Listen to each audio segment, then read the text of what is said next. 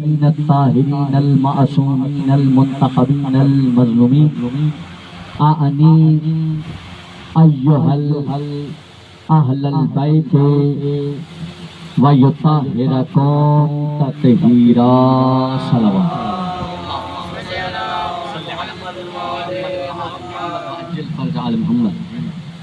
وقال الله تبارك وتعالى في قرآنه الحكيم بسم الله الرحمن الرحيم إن لله وإنا إليه راجعون صلوات پڑھ دیجئے بر محمد وآل محمد۔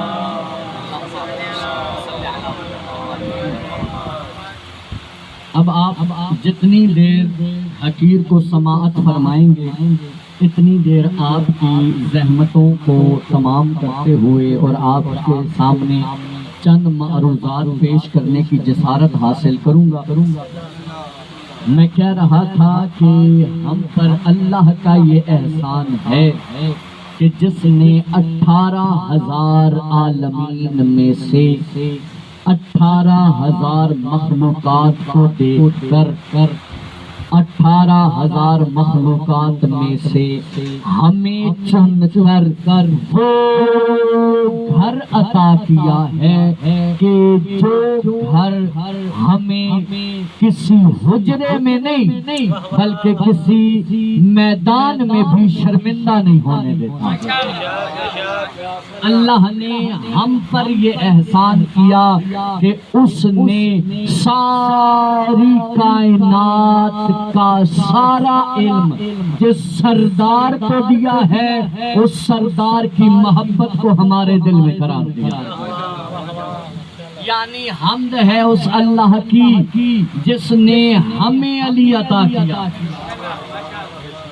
اب مجھے حکم ہے نا کہ آپ کو بتاتا چلوں کہ پچھلی مرتبہ بھی بیان کیا تھا کہ اللہ نے ہمیں کیسا علی عطا کیا ہے، کیونکہ انسان یہ سوال کرتا ہے وہ جو باطل کو مان کر اتنے کانفیڈنٹ ہیں کہ ہم ہی جائیں گے تو ہم تو حق کو مان کر پھر لوگوں کے سامنے آئیں بائیں شائیں کیوں کریں؟ بس آپ بولتے آئیے گا، کیونکہ بولنے والا یہ میں نے اپنی آنکھ سے پڑھا ہے، جو 7 سال سیدہ طیبہ طاہرہ عالمہ غیر معلمہ بی بی معصومہ کن کی دہلیز پر یہ جو جبین نیاز جھکی وہاں پر جو پڑھائی حاصل کی اس کی ایک کتاب میں یہ میں نے فرمان پڑھا کہ جو بھی جہاں بھی علی کا ذکر ہو، اولاد علی کا ذکر ہو، وہ اس محفل میں آ کر بولے، وہ قبر میں نہیں بولتا۔ اچھا، آپ یہ میں دعوے سے کہہ سکتا ہوں کہ آج تک آپ یہ سنتے آئیں گے اور آئے ہوں گے کہ جو یہاں بولتا ہے وہ وہیں بولے گا، لیکن میں نے تو الٹی بات کر دی کہ جو یہاں پر بولتا ہے وہ قبر میں نہیں بولے گا۔ آپ کیا شاکر عابدی اتنی بڑی بات کر رہے ہو تو کیا دلیل بھی رکھتے ہو؟ تو پھر سنتے جائیے اور لطف لیجئے۔ میرے مولا علی ابن ابی طالب منبر ابیض پر بیٹھ کر کوفہ کی مسجد میں علی ابن ابی طالب وہ جو منبر سلونی پر بیٹھنے کا حقدار ہے وہ علی سارے کوفہ کے مجمع کو دیکھ کر یہ کہہ رہے ہیں کہ جب بھی تم ہماری محبت میں ہمارے لیے تم جہاں کہیں بھی بولتے ہو تم بول دینا، اور جب تم اس دنیا سے چلے جاؤ گے تمہاری آئے گی قبر کی پہلی رات، قبر کی پہلی رات میں تمہارے پاس آئیں گے بشیر و نذیر،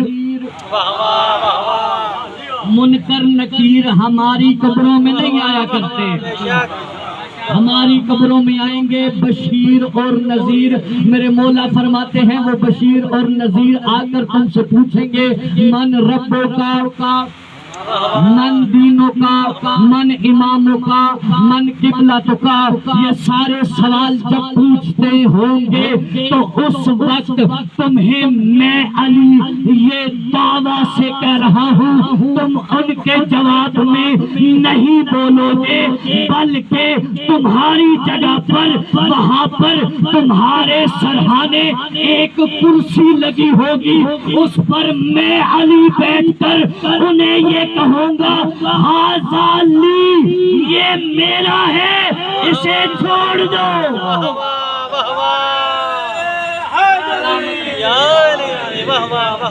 ہمیشہ سلامت رہیں، زندہ باد رہیں۔ یہ ہے دنیا میں علی کے ذکر میں بولنے کا فائدہ، اس لیے اپنی زبان کو معطر کیجئے، سلامت رہیں آپ۔ تو ہمیں اللہ نے کیسا علی عطا کیا؟ وہ علی جو سلطان الاولیاء ہے، وہ علی جو سخن گزار ممبر سلونی ہے، وہ علی جو سرور مطلبی ہے، وہ علی جو ابن انبیاء ہے، جو ابن النبی ہے، جو در حل عطا ہے، مہر برج انما ہے، شاہ سوار لافتہ ہے، پیشوائے انبیاء ہے، عروۃ الوثقیٰ ہے، کلمۃ الحسنیٰ ہے، عماد الاسفیاء ہے، رکن الاولیاء ہے، آیت اللہ العظمیٰ ہے، امام المتقین ہے، اول العابدین ہے، ازہد الزاہدین ہے، سید الموحدین ہے، حبل اللہ المتین ہے، لشکر آسمان و زمین ہے، یعنی جو عین اللہ، وجہ اللہ، نور اللہ، سر اللہ، سیف اللہ، باب اللہ، اذن اللہ، عبد اللہ، اسد اللہ الغالب، آغا جان علی ابن ابی طالب ہے۔ اللہ نے ہمیں وہ علی عطا کیا ہے۔ اب اس علی کی محبت میں ہم زندگی گزارتے ہیں، تو اب ہم اکٹھے ہوئے ہیں ایک مرحومہ کے ایصال ثواب کی مجلس میں، تو کیا یہ محبت علی ہمیں قبر میں بھی جا کے کوئی فائدہ دے گی؟ خدا را سنیے گا، وہ اس امام کا فرمان سنانے لگا ہوں کہ جس کے نام کے ساتھ ہی صادق آتا ہے، یعنی وہ جو علی کا پوتا ایسا ہے کہ جسے نام اللہ نے جعفر عطا کیا اور اللہ نے ہی صادق بنایا۔ ہمارے وہ امام ہیں جنہیں دنیا صادق نہیں کہتی، اللہ صادق بنا کر بھیجتا ہے۔ وہ میرے صادق مولا کے پاس ایک شخص آیا، توجہات ہیں جناب کی، لطف آ رہا ہے جناب کو، سمجھ آ رہی ہے آپ کو، کیونکہ ممبر کا تقاضا یہ ہے کہ آپ تک پہنچایا جائے اور آپ کو سمجھایا جائے۔ آپ کی دعائیں لینے کے لیے، بزرگوں سے دعائیں لینے کے لیے، اور اپنے ہم ایک جتنے بھی ہیں ان کی تنبیہ کے لیے آج حاضر ہیں۔ میرے مولا صادق کے پاس ایک شخص آ کر کہنے لگا، مولا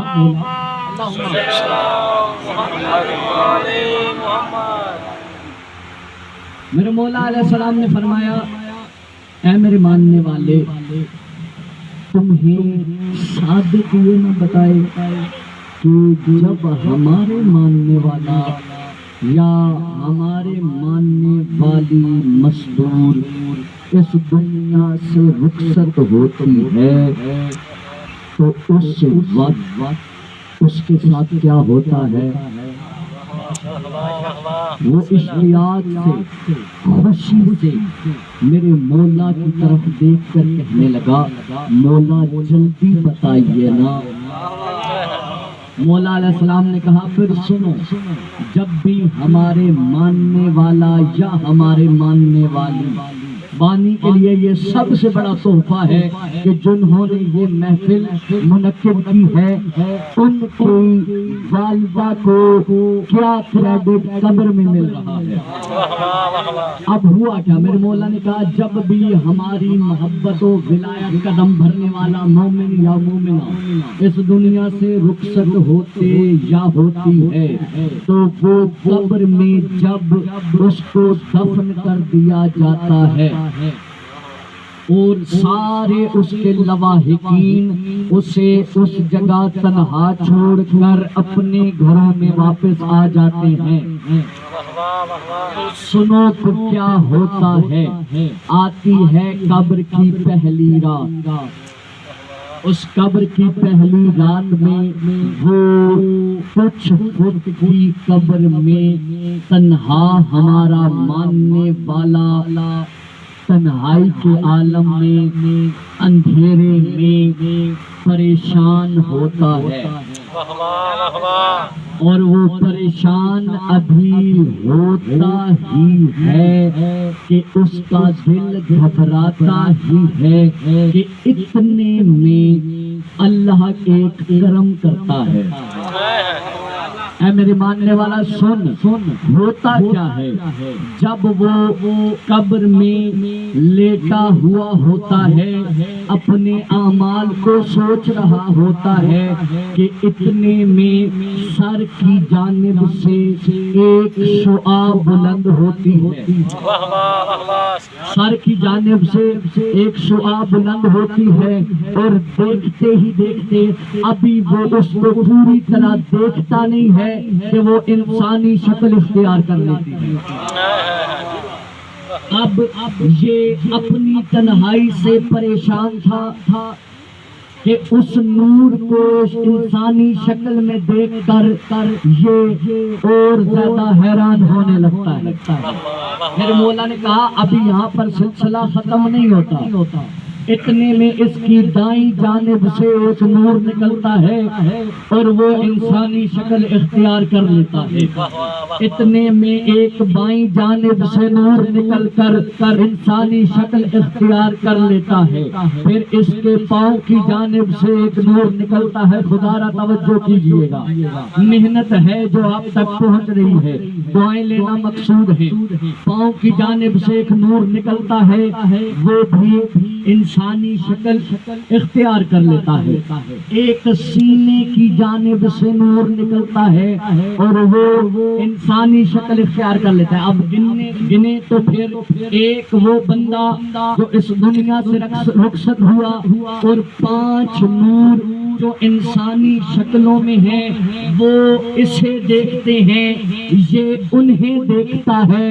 اب دل اس کا بھی کرتا ہے کہ وہ ان سے سوال کرے کہ یہ سوال ابھی نہیں کر پاتا۔ وہ جو 5 نور انسانی شکلوں میں مورد ہوئے تھے وہ ایک دوسرے سے سوال کرنے لگتے ہیں۔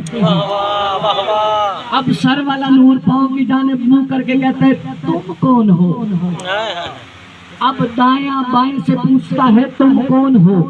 اب یہ جب سوال ایک دوسرے سے کرتے ہیں، یہ جو ہمارے ماننے والا تھا وہ پریشان تھا، اب گھبرایا ہوا بھی ہے اور حیران بھی ہے، اور یہ بھی کہتا ہے میں ان سے کیسے سوال کروں، یہ تو ایک دوسرے سے سوال کر رہے ہیں۔ اب جو سر کی جانب سب سے پہلا نور تھا وہ کہنے لگا میں اس کی عالم دنیا میں ادا کی گئی وہ نمازیں ہوں کہ جو اس نے نمازیں ادا کر کے اللہ کے قانون پر عمل کیا تھا۔ اب یہ جب تنہا ہے میں اس کی مدد کے لیے قبر میں آ گئی۔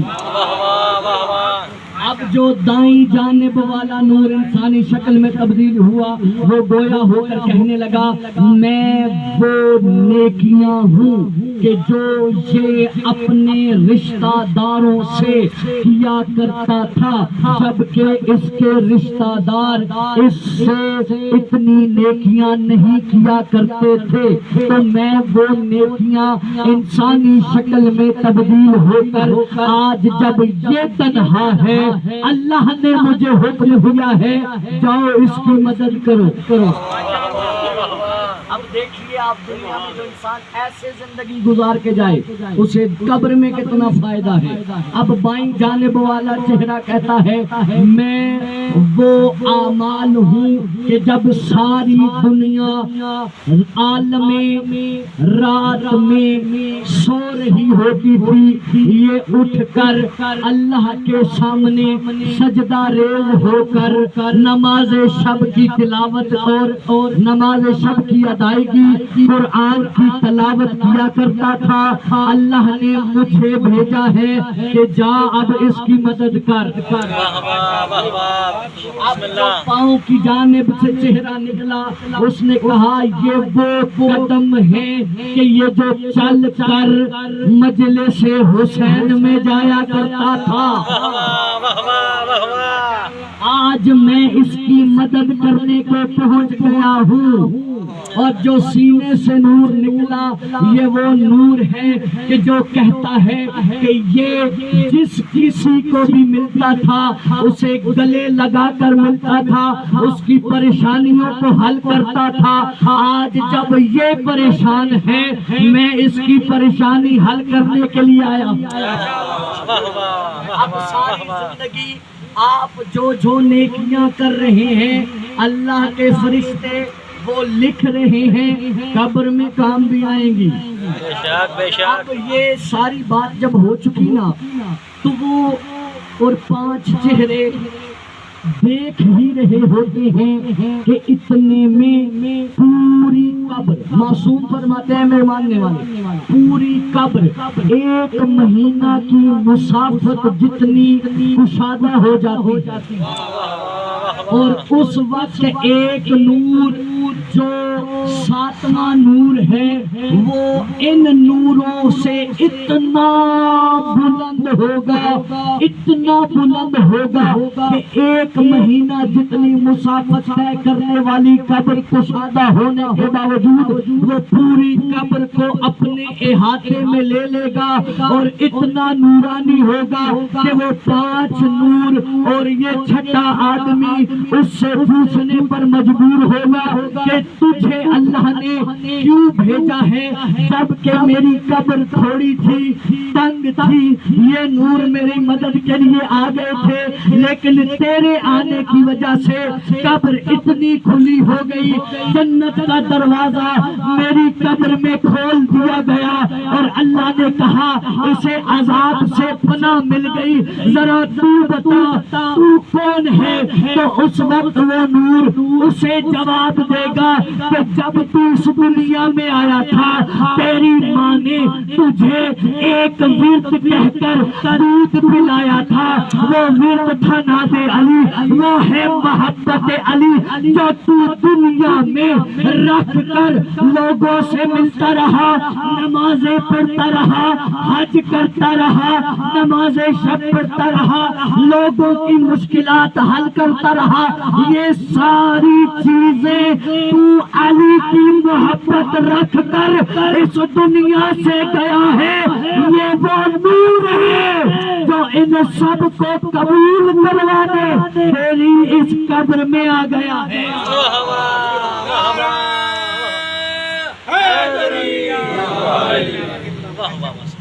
وہ نور ہے کہ جس کے صدقے میں تیری نمازیں قبول ہیں، تیرے روزے قبول ہیں، تیرے حج قبول ہیں، تیری قرآن کی تلاوت قبول ہے۔ یہ میں اپنے آپ سے نہیں کہہ رہا، بلکہ اس محفل میں میری سنی برادران بھی بیٹھے ہیں، ان کے لیے تحفہ ہے کہ میرے رسول نے مسجد نبوی میں بیٹھ کر یہ کہا تھا کہ اے ایھا الناس زیّنوا مجالسکم بذکر علی ابن ابی طالب۔ ہم اپنے آپ سے نہیں کہتے، ہم وہ کہتے ہیں جو وحی کہتی ہے۔ میرے رسول نے کہا اے لوگوں، اپنی مجلسوں کو زینت بخشا کرو، میرے بھائی علی کے ذکر سے. اچھا یا رسول خدا ہم نے مجلس کروائی, الیاس بھائی نے, طیب بھائی نے اس مجلس کا انعقاد کیا, ہم نے آ کر علی ابن ابی طالب کے فضائل پڑھے. یا رسول خدا اس کا فائدہ کیا ہے؟ ہر انسان آج کل فائدے کے پیچھے ہے. تو یا رسول خدا ذرا بتائیے اس کا فائدہ کیا کہا؟ پورا فرمان تو سنو. زینوا مجالسکم بذکر علی ابن ابی طالب لأن ذکرہ ذکری. اے لوگو جب تم اپنی محفلوں کو زینت بخشتے ہو میرے بھائی علی کے ذکر سے تو وہ ذکر علی کا ہوتا ہے لیکن وہ ذکر نبی کا بھی ہو جاتا ہے. کیونکہ رسول خدا نے نہیں فرمایا انا مدینۃ الحکمت وعلی بابها, انا مدینۃ العلم وعلی بابها. تو پھر جب تک گھر میں داخل ہونا ہے تو دروازے سے ہو کر جانا پڑے گا. تو یا رسول خدا اچھا ہم نے علی کا ذکر کیا یعنی ہم نے علی علی کیا, ہم نے نبی نبی کر لیا. یا رسول خدا ہم نے نبی نبی کیا تو پھر کیا ہوا؟ تو کہا اے میرے ماننے والے سن, لأن ذکرہ ذکری وذکری ذکر اللہ وذکر اللہ عبادہ. اور میرے ماننے والے جو بھی مجلس حسین و علی کرواتا ہے اپنے مرحومین کی بخشش کے لیے ہو یا عجائب مجالس عزا کے لیے ہو, وہ کرتا کیا ہے؟ جب وہ علی علی کرتا ہے تو وہ نبی نبی کرتا ہے. اور جہاں پر نبی نبی کا ذکر ہو وہ صرف نبی کا نہیں رہتا بلکہ وہ اللہ کا ذکر ہوتا ہے. اور جہاں پر اللہ کا ذکر ہو وہ عبادت ہوتی ہے.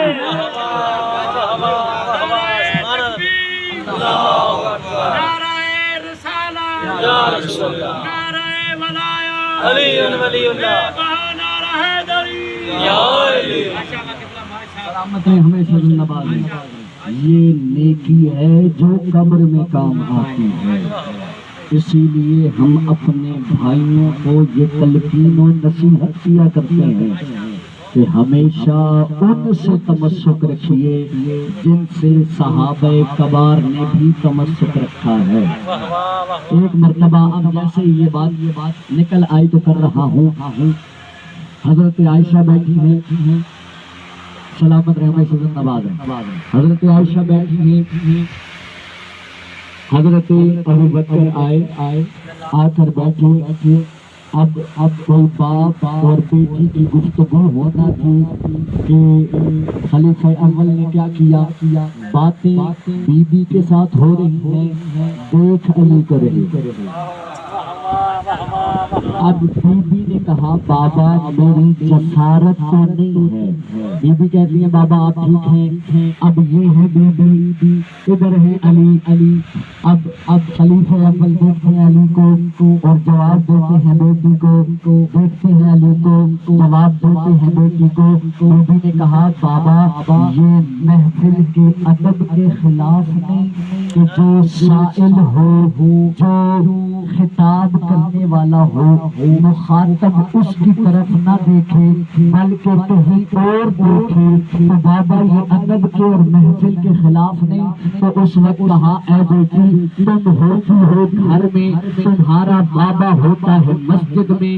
میں نے جمعہ کے خطبے میں میرے رسول خدا سے جو کالی کملی والا نبی ہے, جو وہ نبی ہے جس کی قسم قرآن میں اللہ کھاتا ہے, جس کو یاسین اللہ کہتا ہے, جسے مدثر اللہ کہتا ہے, یا ایھا المزمل اللہ کہتا ہے, وہ نبی اپنے خطبہ میں یہ فرما رہے تھے کہ ایھا الناس اعلموا النظر الی وجہ علی بن ابی طالب عبادہ.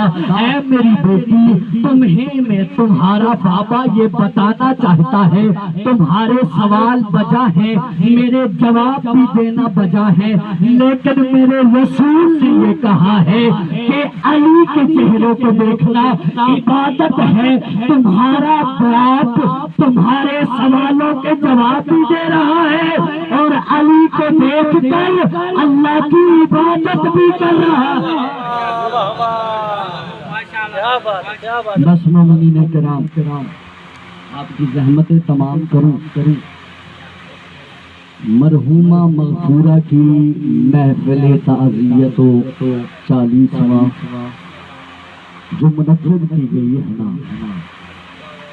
آج میرا دل کر رہا ہے کہ میں آپ کے سامنے اس سیدہ کے مصائب بیان کروں کہ جس سیدہ کی ابھی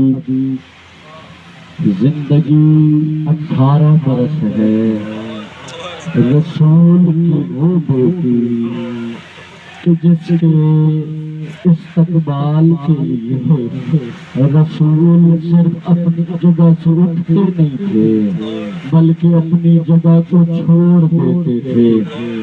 فقبلا، وہ آگے بڑھتے اور بیوی کا استقبال کر کے رسول اپنی جگہ پر بٹھا دیتے تھے۔ اے میرے عزیزوں، اے علی کی محبت رکھنے والوں، میں آپ سے سوال کروں گا، یہ سارا عمل رسول کرتے تھے، یہ کیوں کیا کرتے تھے؟ اے مسلمان، جو کوئی بھی رسول خدا کا کلمہ پڑھتا ہے، ہمارا حق بنتا ہے کہ ہم پہنچا دیں، آگے اللہ جانے اور تیری قسمت جانے۔ وہ میرا رسول جس بیٹی کا اتنا احترام کیا کرتے تھے، وہ صرف اپنے جاننے پہچاننے والوں کو بتانا چاہتے تھے، اے میرے جاننے والوں، دیکھ لو تمہارے رسول کو کتنی پیاری ہے۔ اگر خدا نے فیصلہ کل میرے جانے کے بعد اس پر کوئی مصیبت آئے تو ایسے ہی اس کا احترام کیا کرے۔ میرے عزیزوں، ابھی کل شہادت گزری ہے میرے مولا حسن کی، اتنا بڑا پہاڑ مصائب ہے۔ میرے مولا حسن بچپنے کے ایک دن کے واقعے کے بعد اپنی زندگی کے آخری دن تک مدینے کی ایک گلی سے گزرا نہیں کرتے تھے۔ اجرت من اللہ، میرے مولا حسن جب مسجد نبوی میں جاتے تھے نا، اپنے گھر سے نکل کے وہ گلی کراس کر کے جاتے تھے۔